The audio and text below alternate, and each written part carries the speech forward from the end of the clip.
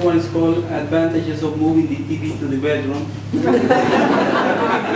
So you will tell me whether this is an advantage or not. So I'll be reading the poem in Spanish. So I made a quick translation this morning into Spanish, and Ron will read the poem in English. So in Spanish, the poem will be called Ventajas de pasar el televisor al cuarto. Pero señor, con permiso. Yes. Pero este poema también, the disadvantages. Oh, that would be the second one. That would be the second one. First we're going to show you the advantages, and then we're going to show you the disadvantages. So you can decide whether to do it or not.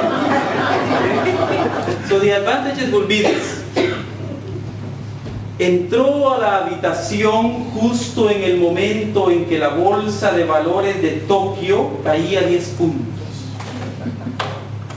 Mientras los expertos trataban inútilmente de explicar el lamentable desempeño del índice Nikkei, ella se quitó los zapatos y con un ligero movimiento de caderas su vestido se deslizó hasta el piso.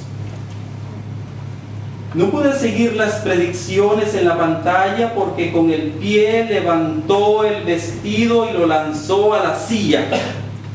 ¿Quién sabe? Pudo haber sido el poco capital invertido o una baja en el consumo, pero ella ya estaba deslizándose entre las sábanas. Mientras su cuerpo se frotaba contra el mío, algo se decía de la fortaleza corporativa y de un renovado estilo de manejo gerencial. Su pierna derecha, deslizándose entre las mías, anunció una ola de apropiaciones corporativas que, para delicia de los inversionistas, provocó un alza de las transacciones. Advantages of moving the TV to the bedroom. She walked into the room as the Tokyo Stock Exchange dropped.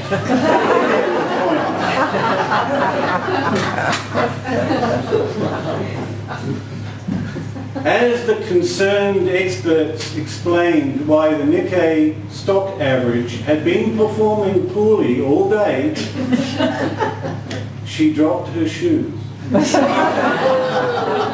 And with a swish of the hips, slid her dress to the floor. I could not follow the predictions at the bottom of the screen.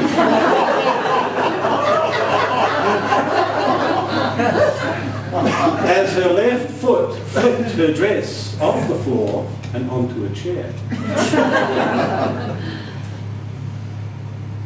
¿Quién sabe? Who knows? It could have been sluggish capital investment. Or weak consumer spending. But she was already sliding under the covers.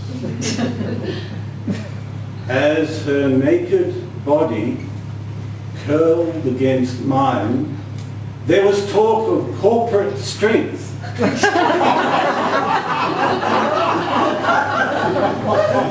And a renewed asset manager.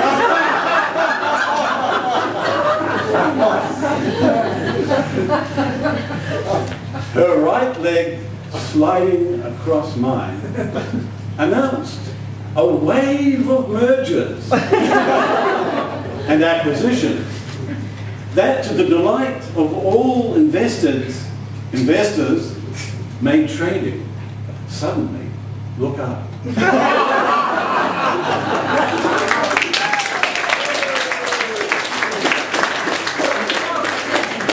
a wonderful rendition. Yeah, I really believe what was happening. So now you want to hear the disadvantages? Okay. Okay, these are the disadvantages in Spanish. And let's see. Échale la culpa al yuan, me dijo, cuando yo estaba a punto de colapsar.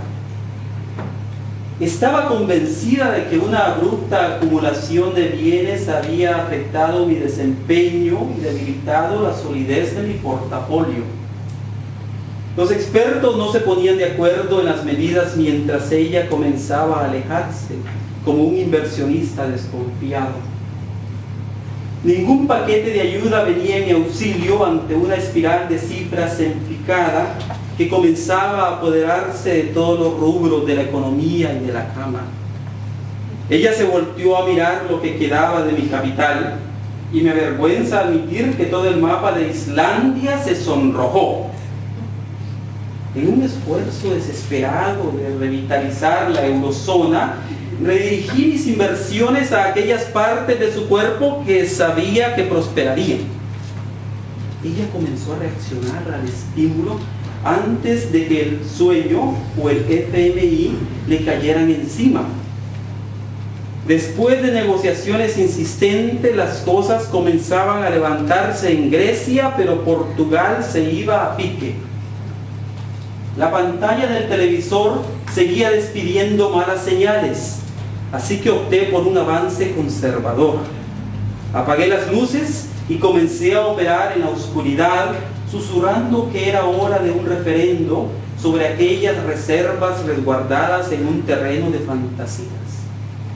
Sonrió, por fin, dispuesta a negociar, pero me aseguró que de su parte no esperaba ninguna bonificación.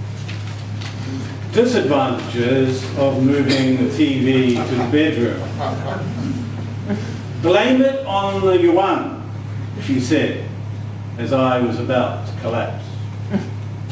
She was convinced that a sudden accumulation of wealth had affected my performance and weakened my otherwise sound portfolio.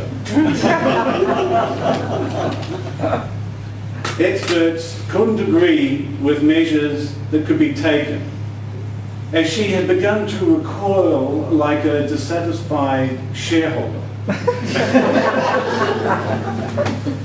No bailout was coming to my aid, as a wave of downward figures took over the entire spectrum of the economy and the bed.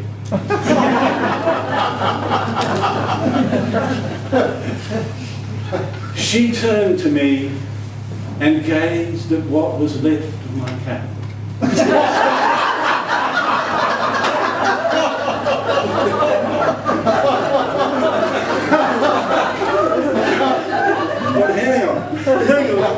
Genius. And I'm ashamed to admit that all of Iceland turned red.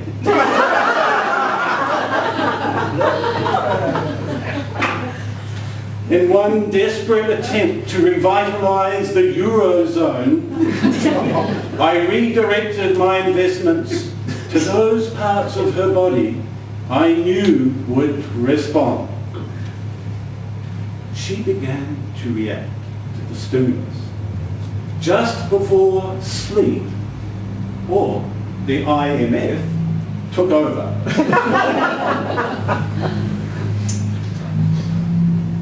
After persistent negotiations, things were looking up in Greece. But Portugal was now going down. The TV screen kept sending bad signs. And so I went for a conservative approach. I cut the lights and began trading in the dark.